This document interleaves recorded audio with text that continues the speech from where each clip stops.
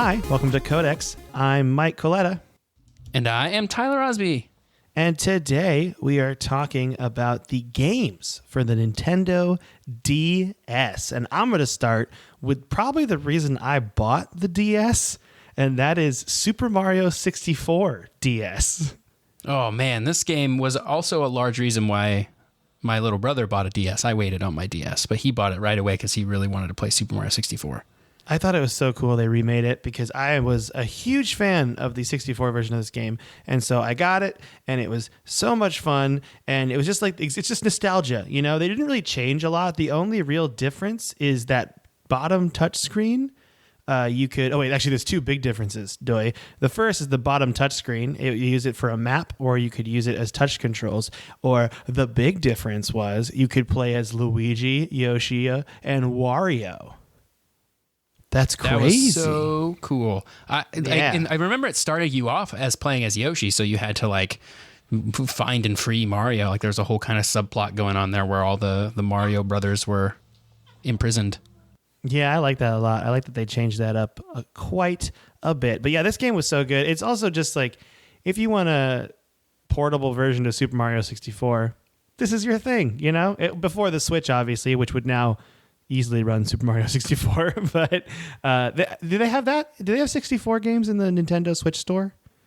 No, they don't have any games in the Nintendo Switch store, like old games. They have the subscription service so you can sign up for. The Nintendo Online thing that's like $20 a year has a bunch of regular Nintendo games, just part of the subscription. That's it. There's no virtual console. They're really dropping the ball on that, in my opinion. Yeah, I feel like the minute they come out with a new console, they need to make sure they have virtual console on it, because those are the games that we all love. I agree. Well, Super Mario 64. It's Super Mario 64 on your Nintendo DS. That's what it is, and it's great, and you should play it. Yeah, I remember the novelty just being like, oh my gosh, a portable 3D video game like it's Super Mario 64. It's like, oh, you have a Nintendo 64 in your pocket. That was nuts at the time. Now it's like, it's whatever. It's Super Mario 64. But at the time, it was totally like bonkers. Bonkers. Gangbusters. Hotcakes. That's right. Probably not the same thing, but that sounds right. Do you want to go to the next one? Yeah. So the next game on our list is New Super Mario Brothers. So taking a step back from the 3D that the Mario series had gone in. The Super Mario 64 started it off. They didn't really make any 2D Mario games after that. They made Super Mario 64. They made Super Mario Sunshine. And they kind of left behind the old Super Mario Brothers franchise. So in 2006, Nintendo released a side-scrolling 2.5D, because it's technically 3D, like polygons and stuff, but its gameplay is 2D, New Super Mario Brothers. And it's awesome. It's very standard like Super Mario Brothers, but we hadn't seen a 2D Mario Brothers game in over 10 years by the time this game came out. So it was like a little bit of a breath of fresh air and a little bit of a nostalgia tour to go back in time. And now, of course, the new Super Mario Brothers series is huge. There's the Wii version, there's the Wii U version, the deluxe version that just came out on the Switch. But this was the one that kicked it off. Oh, there was also New Super Mario Brothers 2 on the 3DS, which you've been playing kind of recently, right? That one's all about the coins getting rich. Yeah, you got to get super rich, and then you got to be able to buy the new areas, like the new bonus things on the sides, like the mushroom houses and stuff. Big fan. I think I got to the point where I unlocked the 2 new areas, and then I kind of fell off, and I was like, I should go back to Pokemon. I brought that with me on this trip, so I will be playing a lot of Pokemon at times too. So, speaking of Pokemon, the DS had so many Pokemon games. Maybe I'm doing mental math here. Maybe the most Pokemon games of any platform. Oh, wow. Yeah, there were a ton. The first ones... Oh, go ahead. Oh, I was going to say, we had Diamond, Pearl, Platinum. We had Heart Gold, Soul Silver. I'm just doing a mental count. Black and White. And Black and White too, so that's 9 if we're counting all the different versions. That's 9 Pokemon games. Mainline Pokemon games, not even counting the Mystery Dungeon, Pokemon Ranger, all those other spin-off series. Or the detectives, or the detective ones, you know. Yeah. Were there detective ones on Pokemon on DS? They were, right? Detective Pikachu is a 3DS game from a few years ago. Oh, maybe there was the Mystery Dungeon, yeah, right? Mystery Dungeon. Yeah, those were DS games. Okay, that's the one that I didn't really understand, and I was like, it's not a traditional Pokemon game. It's not for me. That's how I feel. Yep. But same. I owned Pearl. And me too. Pearl was awesome. It had 3 new features to it. The first was the Pokétch, which made the dual screen at the bottom essentially a smartwatch. So it kept the time, told you like what date it was, all that jazz. Okay. Had apps. Oh yeah, definitely. Like not little cool apps inside of it you could use. The Underground, which was a multiplayer area that I never really understood. Like it was before I would just Google something, and I remember trying to do it, and I'm like, I don't know what this is, and it's confusing. But you could like make a base, and you could go through these caves and mine stuff. And the way it was multiplayer is you could like bury things in the ground for other players, and they'd grow. Is how it worked. Yeah, and you get these like spheres, but I didn't really know what the spheres did, and it was fun. It was a cool thing to do. It was like, because in my mind, it was like the Underground is like a place where you and a bunch of other players are roaming around together. But in reality, it was just this thing where you could bury treasures for your friends if you really wanted to. And then the usual, of course, like trading and all that jazz. The last thing that was cool about it was the Pokemon contest, but I thought this mode was pure trash because they didn't understand it. Like I didn't understand, and I just made my Pokemon weren't pretty, and it made me mad. So I just didn't really play it. This is the Pokemon beauty contest thing? Yeah, you would have like a talent show where you'd like, it was like acting or whatever, and you'd do like all your moves or whatever, and then you had a show where you would put like things on your Pokemon to make them dress all nice, and like different things would give them like a cool or cute attitude, and I didn't really get it at all. There was another part of it too. There's like a third part of it, and I didn't write that down because I'm a great podcast host. And but it was like I don't know. I think this is to sound wrong, but I think Pokemon should just be about Pokemon fighting. You know, like the new games have like the take a picture with your Pokemon thing, and I'm like, this is too much. Okay, I just want to focus. Also, in Ultra Moon, the guy, the Pokedex dude who's alive, the Roton or whatever in the Pokedex, he's always like, you should take a picture with your Pokemon. And I'm like, just leave me alone. I don't want to take pictures with anyone, okay? I just want to become the best like no one ever was, and you're ruining it right now. Also, and that's the most important part about this Diamond, Pearl, and Platinum, is they had online modes. They did, yeah. And that was big. That was big. You could battle online. You could trade online. It had voice chat too. You could even kind of talk to each other online. There's a lot of fun voice stuff with the DS that we're going to talk about later too in another game. Yeah, it's also animal related. So that's right. As of May 20th, however, when Nintendo took down Nintendo Wi-Fi connection, all Pokemon Wi-Fi, all Wi-Fi for DS games and original Wii games are gone. Rest in peace. Aw, that's a bummer. It makes me sad when they disappear. Yep. I think there are ways to make it work. Like there are ways to get around that. There are like third-party servers for, at least for more popular games like Pokemon. But yeah. So that's Diamond and Pearl. The next set of Pokemon games, which I think are important to talk about, are the Heart Gold and Soul Silver versions, which were remakes of the original Gold and Silver, which I think a lot of us can agree, maybe the best Pokemon games. Gold and Silver. Just going to throw that one out there. Hot take. Heart Gold, Soul Silver remakes. Hot takes. I think they're better than their original counterparts because they basically update the whole thing to be Generation 4 style. So you got your dual screen, you got some sort of 3D stuff going on, but still mostly sprite based. It's just really, really great. You know what? I love that. I should give that. I've never played Silver or Gold, so maybe because these DS games will work on my 2DS, right? I could go buy them. Yes, and they play will. them still. Well, so I should. You could buy Heart Gold, Soul Silver, but it's gonna be an expensive proposition because I think they have held their value very well.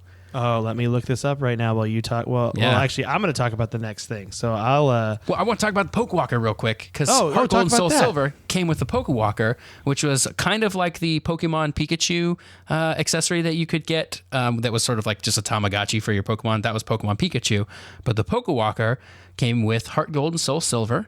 And it was a little kind of Tamagotchi thing that you kept with you. It kept track of how you were walking. So it was like a little pedometer. But you could also beam your Pokemon to it because, little known fact, the Heart Gold and Soul Silver cartridges for the DS actually had infrared transmitters built into the top of them. So you could communicate with your Pokewalker using infrared. You could send your Pokemon there, and you could train them up and like catch new Pokemon and stuff, and then send them back from your Pokewalker. And it was super cool. That is awesome. That's amazing. Yeah, and it promoted good health. It was like Pokemon Go before Pokemon Go. That's right. They're like, get outside and walk, you losers. And we're like, okay, if it'll make my Pokemon stronger. By the way, if you want a copy of Pokemon Heart Gold for the Nintendo DS, there is a $50 version of it where I think it's like new. But if you want it for used, you can get it for like $16-17, which isn't too bad. I'm looking at eBay right now. Oh, that's much cheaper than I thought it was going to be. Yeah, these ones don't have the case with it. Like, because here's a one with the case, and it's $100. So I think that's what it costs. Ooh, here's one with the Poké Walker, and it's $59.99, but it's also in Italian. So good luck with that if you speak Italian. So there's upsides and downsides, you know? Maybe I should teach myself Italian by playing Pokemon Heart Gold. It's the new Rosetta Stone. The next games we're going to talk about are the black and white Pokemon games. And these introduced triple battles and rotation battles. And triple battles were where your 3 Pokemon come out to fight another 3 Pokemon, and they are in a line. And they could only attack, depending on what kind of Pokemon they are, the person in front of them or the person to the side. Like, they couldn't cross over. Like, if you had a flying Pokemon, I'm pretty sure you could cross over. But if you had, like, just, I don't know, a Diglett or something, and you don't have Dig, then you got to tackle the person in front of you. There was another kind of battle called rotation battles, and those were where your Pokemon were in a semicircle, and they can kind of move more freely while they fight. And Pokemon Black had more rotation battles than triple battles, and Pokemon White had more triple battles than rotation battles. That's kind of how they split it up this time. And the game also introduced the mechanic of rustling grass, or like a small tornado in a cave, or like a rippling water effect, and that was to show you exactly where a Pokemon is. And sometimes there were like rare Pokemon there, and sometimes there were Pokemon you had like 8 of, and you were like, why are you wasting my time, Nintendo? What are you doing? So, but the other thing that was cool about Pokemon Black and White is there was a seasonal cycle in the game that was based off the actual calendar. Isn't that neat? I think that's pretty cool. That is neat. Yeah, that's pretty cool. So you would have like winter in Pokemon Black and White. And then also there's Pokemon Black and White 2, and the same features were in there. It just extended the story. I never played these games. I just looked up stuff about them, but I really want to now. I really want to play all the Pokemon games. I don't know why I haven't yet. They're just so gosh darn long, you know? They really are. They are just long adventures, because they're JRPGs, and that's what JRPGs are. Very long. Always. That's right. You get what you pay for, and this is quality, time-consuming entertainment. That's right. Real into it. I'm going to be playing a lot of Pokemon on my flight back in a week. Super pumped about it. Hope there's no kids near me, because I don't want them to distract me. You know, like, what you playing? I'm like, I'm busy right now. I'm trying to be the very best. Like, why are you playing old Pokemon? And they'll be like, it's all about Fortnite. I don't know. I'm just sounding like an old man video game guy now. Old man video games here, making fun of people for playing Fortnite. You want to talk about the next game, which I actually had too, and I loved. This game was awesome. Mario Kart DS. Not only was it a very solid Mario Kart game, I mean, it had all the things that a great Mario Kart game does. Great tracks, great items, great characters, great everything. But it was the first Mario Kart game that could go online. So you could play this game online against other people and get your butt kicked by people in Japan all the way across the world. It was awesome. Really, really good. And I loved it. Yeah, they were really, really good. I feel like there was some hacking going on like later on, but yeah, it was definitely super, super fun. I remember taking this game with me to PAX in what must have been 2007, 2008, in Seattle, and because there's so many people there, video game people there with DSs, you could just fire the thing up and then get into like a local game of Mario Kart, and there was like always people playing Mario Kart there, and it was so fun to just play against random people. That's so cool. That's such a great story, Tyler. Thanks. I love it. That's awesome. What's this note you have in here about Diddy Kong Racing? Oh, they also made Diddy Kong Racing DS. It was just a straight port of Diddy Kong Racing from the N64, so I didn't want to make it like a bigger thing than it really is. But it's just Diddy Kong Racing. They added like a track editor and a couple of like other features, but ultimately it was still just Diddy Kong Racing. So if you like Diddy Kong Racing for the N64, you can play it on your DS, I guess, if you want. That's neat. Good for you if you're a Diddy Kong Racing fan. But Mario Kart was the best. Yeah, Mario Kart's where it's at. Super into it. Yep. All right, the next game, I remember seeing a bazillion people playing, and I never tried it. And that game is Brain Age. So Brain Age was like a little, like sort of game full of brain teasers. The idea was you play this a little bit every day, and it'll make sure that your brain never goes bad. So when you're old and gray, you're still playing Brain Age every day, you're still super smart. What I thought was neat about this game was you held it sideways in your hand like a book, like you opened it sort of like a book, and then you would stylus things on the right-hand side, and you would look at things on the left-hand side.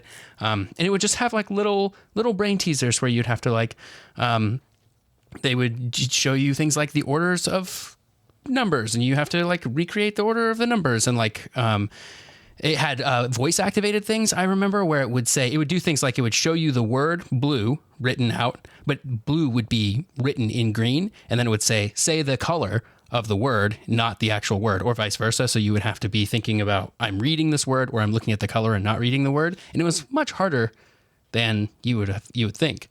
So just little things like that like sort of keep your brain just occupied. It was very fun, and it kind of kept a list of like if you were doing it every day, it kind of gave you little things like, oh, you've been doing it for a week straight. It was kind of neat. I liked it. That is cool. You know, it sounds like a cell phone game before they had cell phone games. Yeah, that's really kind of what prevalent. It was. Yeah, I like it, but there's no annoying microtransactions probably. That's great. That's right. All right, now we got to talk about the Zeldas. Ooh, yeah. I'm gonna let you carry this one because we got a couple of Zeldas on the DS here. We got the Phantom Hourglass, which is one I didn't really play. I didn't really play either of these, but the Phantom Hourglass was a direct sequel to Wind Waker. It picked up like immediately where Wind Waker left off. So we're talking Toon Link. The controls were kind of tough because they made heavy use of the touchscreen, where you kind of had to like use it like a joystick, sort of like in Super Mario 64 DS, and it was like kind of hard to do. But there was some cool stuff like having to draw shapes to solve puzzles, and you could chart out your ship path by drawing it on the bottom screen, and it was overall like kind of neat. It also had its own like Triforce DS. You could get the special edition DS I really wanted, but I never got. But it was received like sort of okay. It was like, yep, this is certainly a Zelda game. If you like Zelda games, you'll have fun here. A lot of reviewers got hung up on the central dungeon, where you would play it for a little bit, you'd get a little ways in, and then you'd have to go do something else and like get an item, and then you'd have to come back and you have to play everything you played again, but this time you get a little bit further. So every time you came back to the central dungeon, you got a little bit further, but it was kind of tedious because you'd have to redo everything you already did each time you came back. So people didn't really like that a whole lot. That sounds frustrating. Yeah, but then a few years later, we got Spirit Tracks, which takes place in the same timeline as Wind Waker and Phantom Hourglass. So we're still talking Toon Link, only we're talking 100 years later, and Link is a train conductor. So you're drawing your paths of your train. So you're exploring the overworld in your train, and then you get off your train, you go into the dungeons, and you do standard Zelda stuff. So pretty similar to Phantom Hourglass. It also had a central dungeon like Phantom Hourglass, but they listened to the feedback. And so every time you sort of complete a section of that central dungeon, the next time you come back, you could kind of skip what you had already done so you could get to the stuff that you were working on this time. So they kind of listened to the feedback there. These actually are games that I've been meaning to come back to because I didn't play them back in the day. And I have found that every time I go back to a Zelda game I didn't play back in the day and play it 10 years, 13 years later, it's always awesome and always have a great time. Like I didn't play Majora's Mask until 13 years after it came out, and I loved it. So I'm going to go back and play Phantom Hourglass and Spirit Tracks. Well, I got to say, you had me at Link as a train conductor. Just know that. Yeah. So that's amazing. Yep. Driving them choo-choo trains. Mm-hmm. Into it. Mm-hmm. So you know Professor Layton and the Curious Village? What a weird name for a game. Yeah, I know. See, these ones are weird. I didn't play them very much, so I can't speak to them a whole lot, but they were kind of puzzly McPuzzle games. You're just doing puzzles, and they had like a fun storyline. They did have cool anime, like animated cutscenes. So when you solve puzzles, you get to kind of watch some more of the like story unfold. I didn't play them a whole lot, but I know they were pretty popular, so I feel like we shouldn't not talk about them before we get emails about how we missed Professor Layton in the Curious Village. So, yeah, right? Yeah. Who doesn't like a weird game like that, too? I think it's cool they have puzzle games. There were a couple of those for, was it PlayStation 2? Where they were puzzle games that had story to them. That's kind of cool. Yeah, I like probably. it. Yeah, there was a whole series of these games, too. There was Curious Village. There was, like, the Mysterious Box or something. There's a whole bunch of them. Like, they were very popular. Is Professor Layton like a detective? Is he like Sherlock Holmes a little bit? I think so. I think that probably sounds accurate. That's pretty cool. I'm into that. Tell me about Yoshi's Island DS. Yeah, well, if you like Yoshi's Island on the Super Nintendo, you're going to like Yoshi's Island DS. Same art style, same general idea of controlling Yoshi while he holds a baby. Only in this game, you get more babies than just Mario. You get baby Mario, you get baby Donkey Kong, you get baby Peach, and I think you get baby Bowser, and they all have their own kind of twists. So, like, baby Donkey Kong can, like, swing on special baby Donkey Kong swingy things, and baby Bowser can shoot fireballs, but you can't shoot eggs. So they all have their own kind of reason why you would play that, and it kind of gives some replayability to each level because each level like has stuff that only like a certain baby can get to. So it was kind of just an expansion on Yoshi's Island on the Super Nintendo. But yeah, it was fun. It wasn't received as well. I think the level design was kind of generally considered to be not quite as good. But yeah, it was cool, and it used the two screens pretty well because the gameplay became pretty vertical at that point, so you could see like above you a lot easier and like jump upwards. It was cool. Neat. Yeah. Well, so if you like Yoshi's Island, play the DS one. You'll have a good time. I have the joy of talking about a game that I made fun of so much and never played. So let's get into Nintendogs, everybody. Yeah. So Nintendogs, it was essentially a dog Tamagotchi on your Nintendo DS, where you took care of dogs, and you could start with one dog, and then as you gain money and trainer points, you would use money to purchase items for your house, while you'd use trainer points to unlock new dogs. But the weird thing about trainer points is they would go up and down depending on your actions. So you got to do good stuff to get those points to go up, but they would go down if you do bad stuff. Like if you leave your dog unfed, or you're going to lose some trainer points. You don't want to do that. That's real bad. So you could have 3 dogs in your house at one time. And then don't worry, though. You're like, hey, I bought Nintendogs. I want to be covered in dogs. You can keep 5 more dogs in your dog hotel. No big deal there. Yeah. But one of the coolest things about this game, I think, is you could give voice commands to your dog using your actual voice. Ooh. Like, I think the game would, like, remember your voice, like, record it. And it would like be trained. So if you said like lay down, your dog would lay down. It would listen to you, which is what we all want, I think, as far as dogs. It's generally what we want is for our dogs to listen to us.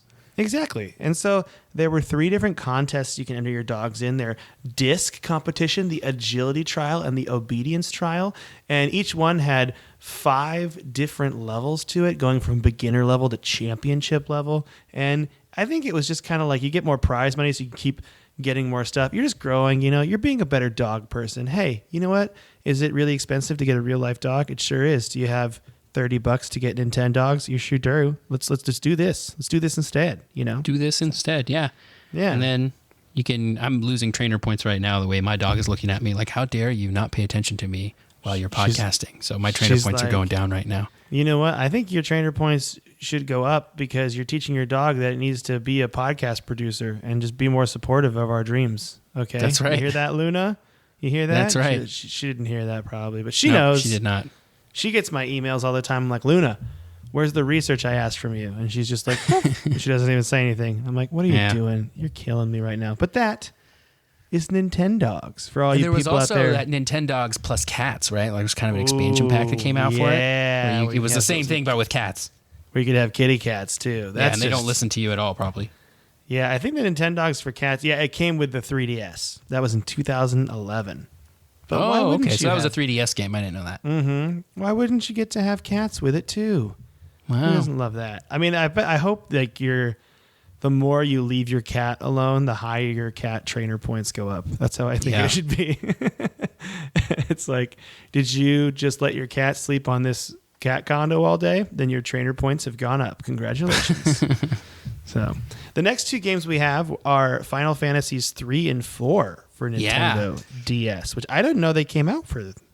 They did. They released a couple of Final Fantasies. These are actually really neat because they weren't just re-releases of older Final Fantasy games the way that we had kind of seen up to this point. Like the Game Boy Advance versions were just the Super Nintendo versions of whatever games they came out with, or the Wonder Swan version in the case of the first 2 games. But the Final Fantasies 3 and 4 on the DS were full 3D remakes, and number 4 even had voice-acted cutscenes. 3 might have 2, but I can't remember, but I know 4 had voice-acted cutscenes. So they were like 3D, like almost modernized versions, except they still used all of the old gameplay mechanics. So in Final Fantasy III, which was very notable because this was the first time Final Fantasy III had been released in any form in North America. So this was the first and only way for people to play that game for a long time in North America without like importing it from Japan and like getting a weird translation of it. Final Fantasy III itself is kind of a meh sort of game. It gets really, really hard, and it has a really, really hard dungeon in it called the Crystal Tower. That was super, super difficult. But if you want to play Final Fantasy III, this is one of the better ways to do it. Final Fantasy IV, it was remade in the same style as 3, kind of a chibi, like anime sort of style. But 4 is just a better game, in my opinion, has a better story, has better gameplay mechanics. But these are some of the best ways to play those games. I wouldn't say that it's the best way to play those now because both of those have been released on PC and on couple other things too. I think they're both on mobile as well. So that's probably the true best way to play those games. But for a while, this was the best way to play it. And it was in fact the way that I played Final Fantasy IV was the DS version. Oh, that's good to know. Yeah. So if you're a Final Fantasy fan, the DS wasn't a great system for that, but it did get great ports of 3 and 4, great remake ports. So that was cool. That is awesome. Now we're going to move on to a game we mentioned last episode as a personal favorite of yours, and that is Guitar Hero, aka Hand Cramp Hero. Yep. Hand Cramp Hero had its own accessory that plugged into the Game Boy Advance slot. So if you're a DSi owner, sorry, you could not play this game. You are better off for it, I promise. And it had 4 buttons instead of the standard Guitar Hero 5 buttons. But even so, those buttons were so close together that they really just hurt your hand. The game itself was actually pretty neat. On the left screen, you would see the things coming down the thing, like standard Guitar Hero. You would see I forget what they're called, but they come flying down the runway. And then on the right, you had a special stylus that looked like a guitar pick, and you strum your guitar on the right screen, the touch screen. So you held this like a book, also similar to Brain Age. So it was held like sideways. So you played the guitar that way, and you pressed the buttons on the thing that plugged into the Game Boy Advance slot. It was cool. Like in a vacuum, like in designing this game, they were probably like, "Oh yeah, this is going to be great." It was a little bit simplistic because it only had 4 buttons, but it was overall pretty cool. Except that those buttons were so small and so cramped together, and that was really the only way for them to do it. That it just hurt your hand to play for more than like 15 or 20 minutes at a time, and it makes the whole thing not worth it at all because it just hurt to play. It was just physically tiring and awful. So, full disclosure, you want to be a jukebox hero. You don't want to be a hand cramp hero. That's right. That's our advice to you, listener, just so you're aware. Just know that. Now, there's 2 games here that I've heard of and seen a bunch, but I have no idea what they are. And those are the Mario and Luigi series games, Partners in Time and Bowser's Inside Story. Are those like platforming games? No, those are like JRPG style games. So we talked about in Game Boy Advance, we talked about Mario and Luigi Superstar Saga. Which itself was kind of a spiritual successor to the Super Nintendo Super Mario RPG game. Oh, yeah, the Search for the 7 Stars one, right? That was for SNES. Yeah, so that one was neat. And then Mario and Luigi Superstar Saga kind of tried to do some similar stuff, sort of be the same style game. They changed the art style up a bunch, but like ultimately it was a very similar kind of game. The Mario and Luigi series on DS, Partners in Time and Bowser's Inside Story kind of just keep iterating on that formula. Partners in Time has like a time travel-y story going on. Full disclosure, I didn't play either of these, so I don't know a whole lot about them, but Partners in Time had kind of a time traveling thing going on. And then I know that Bowser's Inside Story takes place inside Bowser, and it's really gross. You're going inside of Bowser to learn both. It's a kind of a double entendre a little bit there. So you're both literally learning about Bowser's insides because it takes place literally inside his like guts. But then you also get some Bowser backstory there, I think. So it's like the inside story on Bowser that sort of makes this kind of So fun it's kind of like the Magic School Bus episode where they shrink and get into Arnold's body, but this time they're inside Bowser's body and you're Mario and Luigi. It's exactly like that. And Ms. Frizzle makes a cameo appearance, I think. No, just kidding. She doesn't. But that would be the best crossover ever. Mm-hmm. Yep. So those are cool games. I think you should give them a shot if you like JRPGs, especially if you like Mario & Luigi Superstar Saga, which just got a remake for the 3DS. If you want to continue that storyline, play Partners in Time, Bowser's Inside Story.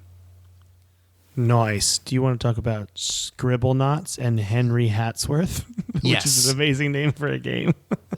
So Scribblenauts. I just like games that have a weird dude's first name in them, or like Yeah.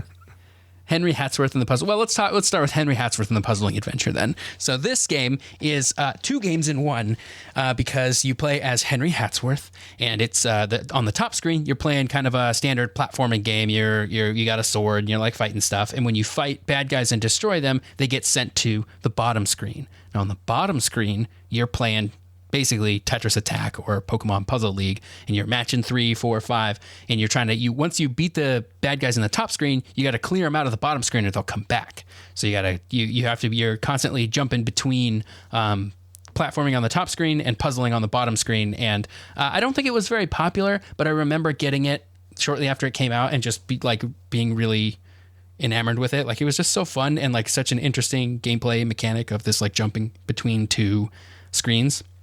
It was just really fun, really cool and I think it's idea. worth checking out. And he's kind of like an old man, Indiana Jones style guy with a monocle, and he's like going through and searching for, I don't know, stuff, doing Indiana Jones style stuff.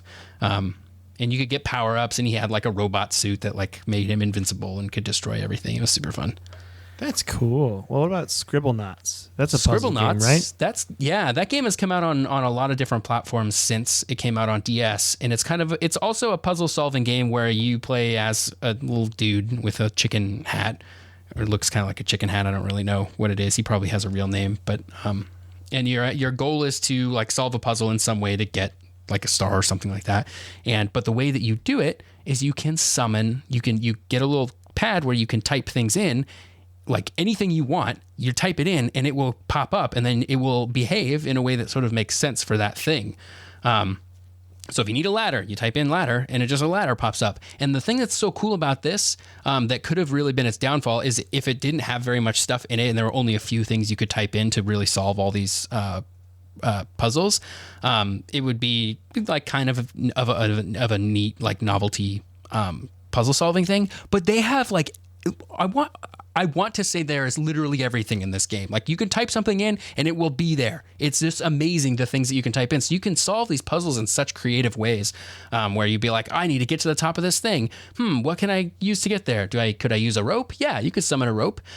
Could I summon a staircase, like walk up a staircase? Could I summon a Pegasus and ride on a Pegasus? Yeah, probably. Or you could just summon a jetpack and fly to the top. Like, there's so many different ways to solve all of the puzzles. That must have been so hard for them to design, because there's just so much stuff that you could use, and I just loved it. It's so fun. That's a really cool, 2 really cool concept games. Yeah, and Scribblenauts is on everything now. If you want to play it on your phone, it's there. I think it's on PC. You can find it just about everywhere. So that is awesome. Well, I'm going to talk about Star Fox Command.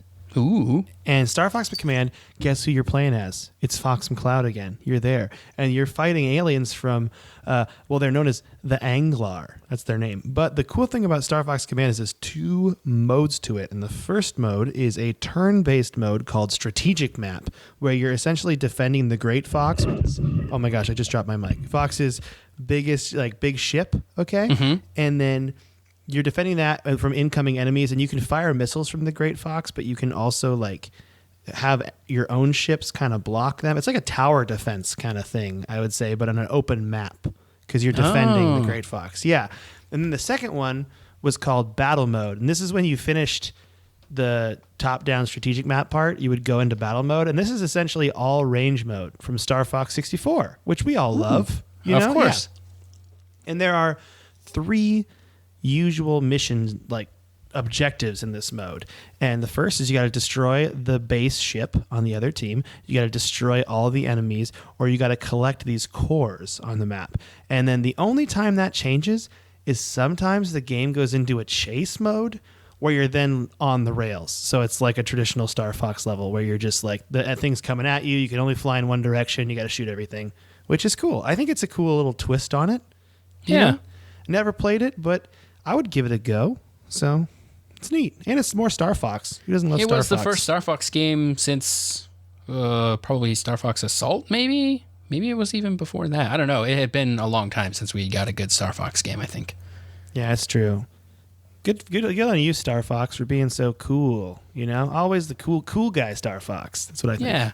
Speaking of games that haven't had a good installment in a long time, Sonic Rush was a DS game made by the same people that made Sonic Advance 1, 2, and 3 for the Game Boy Advance, which are widely considered to be, pretty good games.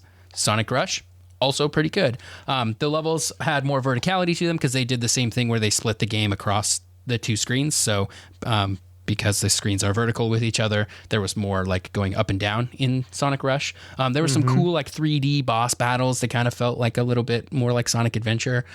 This game was pretty well received. I didn't play a whole lot of it, but it was mostly another 2D kind of Sonic game. I think you could safely call it Sonic Advance 4, and I think people probably wouldn't get too upset with you for that. Nothing wrong with that, Good for them. Yep. All right. Now, the next game is a whole series of games that are very popular that I've never played, and that's Animal Crossing Wild World. What is that, Tyler? Animal Crossing Wild World was a DS release in the Animal Crossing series. It was the last one I put any real time into.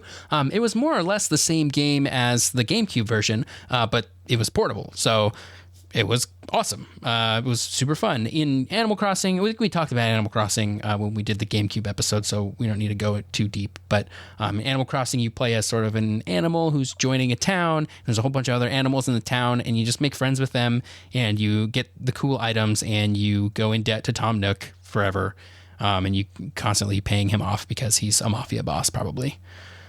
Oh, yeah? Ooh, there's an animal mafia boss? Yeah, Tom Nook. I mean, the way this guy is handing out loans and kind of telling you he's protecting you, and it's kind of, he's a little bit of a little bit of mafia vibe going on here. I think there's an insidiousness behind Tom Nook. There's some serious real world stuff going on in these Animal Crossing games. I love it. Yeah. Well, the next game if you like Animal Crossing, Wild World is a portable version of that. Yeah, a lot of these games I feel like portable versions of great games, and that's what this next one is too. It is the remake of Chrono Trigger for Nintendo DS, and it was a re-release, and it pretty much was a port of the PlayStation version of the game, where it had all the bonus material from the PlayStation port, and they added a couple new things to it. The first thing they did is they revised the translation, so it made a little bit more sense, which is always nice from one of these games, from a long JRPG like this. And then there was a dual screen mode, which clears the top screen of all menus, and then a self-completing map screen and a default run option. So they added those to the games, which is kind of nice because you don't want to walk the whole time. Okay, yeah, that's kind of annoying. So the option to choose the game. So there are two ways you can play this game on your DS. The first is an exact mirror of the original SNES controls for those people out there that like to kick it old school, and the other was to use the DS's touchscreen, which then brought in this like dual screen mode stuff I just mentioned before.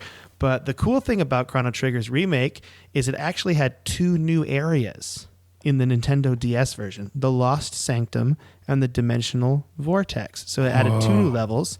And I also read something that said those new levels had kind of mixed reviews from critics, but still cool they added those in there. So if you're a Chrono Trigger fan, you're probably pumped, okay?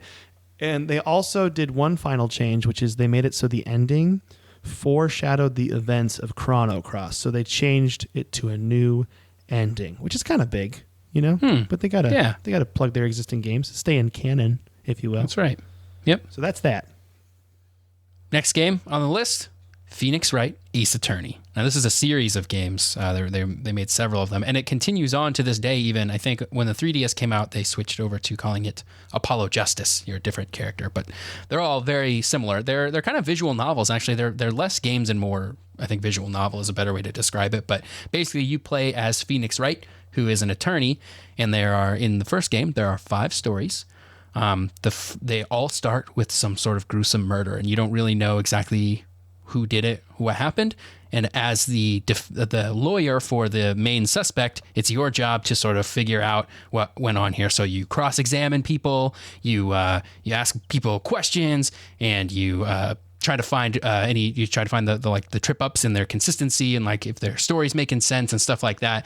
And it's famous because he's got a catchphrase where he yells objection when you feel like you've caught somebody in a lie, you can yell objection, and I'm pretty sure you actually yell it at the DS. Maybe that's just what I did when I was playing this game. Because you were that into it? because I was that into it. Yeah, I can't. There may have been some voice activated stuff there. Maybe not. Now that I'm thinking about it, maybe I just yelled that because it was so fun to yell it. But really, it's really satisfying when you like see somebody being inconsistent and you catch them in their lie and you basically finish the story and like win the story based on how you did there. So yeah, there's 5 stories in the first game, and they're really fun if you like that kind of thing. Sort of participating in the telling of like a crime story. It's fun, so highly recommend. 10 and they out got of their 10. start. Tyler recommends again. Yeah, they were actually got their start on the Game Boy Advance. I think that first game was only in Japan on Game Boy Advance, and then it was re-released for the DS in the United States. I like it. I like these weird portable games that are only on DS or like PSP and stuff like that. Yeah, because they take more risks. That's right. Speaking of, this game is on other stuff now, but when it first came out, it was kind of an experimental DS game. The World Ends With You. Now, this is a game made by Square Enix. It takes place in a fictionalized version of Shibuya in Japan, in Tokyo. And you play as Neku, a person who has woken up in the middle of what is known as like the Reaper's game. And he has no memories, but he has a partner. And you have to basically make it through the game by doing all kinds of challenges and stuff like that. And it's as you progress through the game, you uncover more and more about the what the game is and like who is in it and all that kind of stuff. But it has some really novel gameplay things where you play as 2 characters at a time, one on the top screen, one on the bottom screen. On the bottom screen, you're playing as Neku and you're doing touchscreen stuff to like attack stuff. And on the top screen, you play as whoever Neku's partner is at the time. So it could be, there's one guy named Joshua. There's a couple other people that you play as. Anyway, that part is done with the D-pad. So you're like doing combos with the D-pad while also swiping stuff on the bottom, and you're like having to look between both screens. This is the only version of this game with that dual screen feature. All of the other re-releases on like iOS or I think the Switch version, they really only have the one viewport. So this is kind of in some senses the like true version of the game. So it's definitely worth going back and playing it on the DS just to get the feeling of having to play those 2 fights at the same time. It's very fun. The story is very intriguing. It's very anime, like nobody has any memories, so they all have to recover their memories, and you learn more about what's going on as you recover your memories and stuff like that. It was notable because the character designer is the same character designer that worked on a lot of Final Fantasy games and also Kingdom Hearts. This game has a very Kingdom Hearts feel to the art style. That is really fun. And actually in Kingdom Hearts 3D for the 3DS, Neku and a couple other characters from The World Ends With You are characters like in the 3DS version of Kingdom Hearts 3D. So yeah, it's cool. That's Play cool. It. Recommend. 10 out of 10. Tyler recommends. Okay. That's right. The last game we have for you today is GTA, as in Grand Theft Auto, Chinatown Wars. Now, this game, I never played it, but it has the highest rating of any Nintendo DS game with an average review score of 92.85. Did you know that, Tyler? Wow, I did not know that. Yeah, it's apparently the reason why is because the DS version was really cool because it had cel-shaded graphics, which kind of gave it a more comic booky feel, which some of the other versions didn't have. But you could also use that touchscreen to control like your PDA, your GPS, your radio. You could see people on the map. You could like switch between Molotov cocktails and grenades and use those, because it even says here you can whistle into the microphone and it would be like a taxi whistle. That's how you get into a taxi. But the cool thing about this game is it kind of went back to the old top-down Grand Theft Auto of Grand Theft Auto 1 and 2, which is pretty neat. And so it has those kind of graphics. But the story is you're in Liberty City, and you're the spoiled son of a recently murdered triad boss. Sorry. I should have read this the whole way. But no, you're him. Yeah, you're Huang Li, the spoiled son of a recently murdered triad boss. That's you. So, and you come to Liberty City, and I'm just going to say shenanigans ensue, because that's how it always happens with Grand Theft Auto games. And it's really hard to keep up with the story when there's so many subplots going on. But this game is very, very highly rated. And I know that if you want to play it now, you can play it on the Android or iOS versions if you want to, but those do not have those cool cel-shaded graphics that the DS had. So because apparently so is the that. DS had cell shaded graphics and it had some, it just kind of looked. I guess it kind of looked more comic booky on the DS, and people really liked that feel. But yeah, it's the highest rated Nintendo DS game is Grand Theft Auto Chinatown Wars, which is really cool. So yeah, there's also an iPad version that apparently makes it in really good. I think it's in, what does it say down here? Yep, it's in 1024 by 678 high def graphics. If you want to play on it. Yeah, and that's also high. Like the game got a 9 on iPad when they re-reviewed it, so it's like. That's from IGN. So it's just a good game, no matter what you play it on. But apparently the DS version is considered the best. All right. Yeah, there you go. Should we talk about some DS accessories? Yeah, I think we actually talked about some of these last episode, but we can mention them again. I think it's worth mentioning. Yeah, well, there's a couple that are worth, like, there was a lot of, like, one-off, I don't know, there's a couple that are worth mentioning. The Rumble Pack had some support by a lot of games that you would just plug into the Game Boy Advance cartridge slot and kind of give you some rumbling. The Opera web browser, which we talked about last week, also was the only thing to use the GBA port for a memory expansion. So there was an 8 megabyte memory expansion you could get. And the only thing it was good for was for running the Opera web browser, which wasn't a very good web browser, but, you know, in those days, it was all we had. You know, it was all we had. You gotta just start somewhere, okay? That memory expansion was also useful for homebrew, so there were a lot of unofficial games that were made that could use that. And then the last thing that I want to talk about under accessories here, besides the Hand Cramp Hero accessory, which we talked about, is probably the most notable accessory, is the headset. So for the few games on the DS that had voice chat, you could actually get a headset that plugged into the microphone port on the DS, and then you could talk to people in private. But it wasn't really necessary because the DS had a built-in microphone. But, you know, if you wanted a headset, you could have it. So there you go. Accessories. I like that. I think it's cool. I think the headset thing should be still a thing for, like, it should come with a DS, I think. That would be really cool. Because people like to play with their friends on their DS. This should be fun. You could talk it out. You could talk out a Pokemon trade with a human being. Doesn't that sound nice? Oh, it does sound nice. Hey, Tyler. So, what? What you been playing? This week, I've been playing more of the same. I've kept going on my Final Fantasy 14, so I got in there and I'm leveling up, trying to get my Red Mage to level 60 so I can continue my storyline quests. I've been playing World of Final Fantasy on my Switch, mostly just a lot of Final Fantasy. Played a little bit of Destiny, of course, always playing Destiny.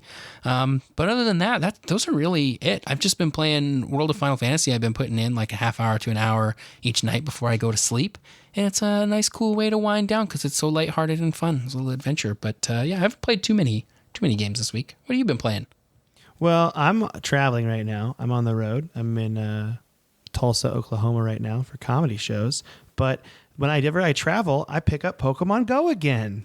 I download it. So I've been walking. There's a park right next to the house I'm staying in that I can go walk to. And I can just play some Pokemon, and I actually played yesterday and I did a very easy raid battle, like a 1-star raid battle, right? Mm-hmm. And I'm sitting there and a SUV pulls up and then 2 more people join and I'm like, oh snap, there's still people playing this game. Got really excited. That's what is interesting to me to hear about. Like there is still a decent amount of people that play that game. Like it's still pretty big. It's not like it exploded and then died immediately. It's like it's still pretty big.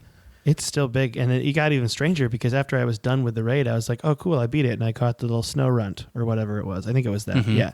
And then I was walking away, and then the car followed and pulled up to me and was like, hey, man, are you going to do the raid over there? And I'm like, I think so. And he's like, let us know if there's people there. Here, add me as a friend. And he like QR coded, added me as a friend. And then just like, and I'm like, oh, man, these people are all like overly nice. It's really cool. It's because usually in the context of an SUV followed me, it's never good. But in this case, it was fun. Like I was a little scared at first, and they were just these 2 guys that were just like, because they're like, have you been playing for a while? And I'm like, well, I'm just getting back into it. They're like, we are too. And I'm like, oh, cool. So there's passion behind Pokemon Go is what I'm trying to tell everyone. That's great. If you want to play the game, you should definitely check it out. And then I've been also playing Destiny, and I haven't really gotten to play my Nintendo DS because I usually play it on planes. And my flight was so early in the morning, I just slept like a little baby on this plane on the way over here, which was nice. But yeah, so I'm going to play some Destiny later this week. I might go take a Pokemon walk right after this because it's sunny outside here. So I'm going to go do that. All right. Mm-hmm. But that was, as always, too, That was 22 games we listed. If there's any games that we missed that you want us to talk about, please email us. I'm sure we did. There's a lot of DS games. Yeah. There's a lot of DS games. I'm sure we missed some good ones. So I'd be happy to continue the discussion next week. Yeah, so if you could email us at codexhistorypodcast@gmail.com and let us know and be like, hey, Mike, Tyler, you ding-dongs, you missed my favorite game. And then we'll do it for you. But yeah. Ding-dong is the extent of the argument we will insult that we will accept, though. Anything worse than ding-dong, we won't do it. So watch out. Okay, I'm just saying that right now. As always, too, you can follow us on Twitter. I'm at @mecoletta, and Tyler is at SneakerElf, ELPH. You can follow him there. And then we would love it if you rated and reviewed us on Apple Podcasts or iTunes or Stitcher or whatever you use to listen to your podcast. And also just tell your friends about it, because that's the best way, you know? Yeah. It helps us out. So with that, I think that's everything for the day. Right, Tyler? I think we did it. I think that's it. I think we did it. So next week, we'll probably have some of these games we missed. I'm assuming so. We usually do. And then we're going to talk about the PSP, the PlayStation Portable. Yes. Which is a system I never used, but I've heard is so cool that I'm really thinking I should get one that's used. I don't know why. I just feel like I want one. That's a system that has a lot, or like a really cool homebrew scene. At least it did a few years ago. I don't know if it still has quite as big a homebrew scene, but man, there was a lot going on there back in the day. That was cool. We will probably talk about that homebrew scene and everything along with the PSP next week. So until next time, Tyler, can you sign out like you're a news anchor? And that's the way the cookie crumbles. See you next week on Codex, a history of video games.